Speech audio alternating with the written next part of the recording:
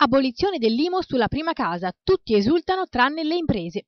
La paura infatti è che per ovviare alla mancanza delle entrate nelle casse comunali dovute alla cancellazione della tassa si ricorra colpendo con nuovi aumenti gli immobili ad uso produttivo, come capannoni e laboratori.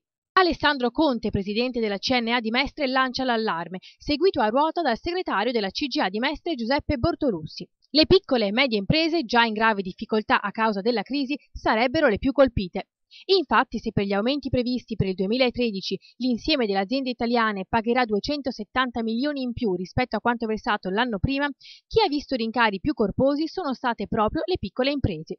Se un capannone industriale del valore di 1 miliardo ha versato l'anno scorso più di 11.000 euro di imposta IMU, con un incremento del 78%, un piccolo laboratorio artigianale, che vale un quarto, ha però versato quasi 4.000 euro, con un rincaro del 102%. Le imprese sono determinate a lottare contro eventuali incrementi dell'imposta. Sarebbe una stangata ulteriore al settore, penalizzato già dall'istituzione della tassa nel 2011.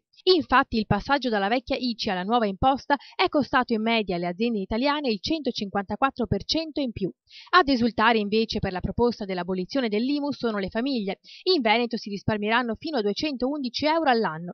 Ma non sono i veneti i più fortunati. Infatti, le regioni in cui le famiglie risparmieranno di più sono il Lazio, con 457 euro che rimarranno in tasca ai cittadini, seguito dalla Liguria con 295 euro risparmiati.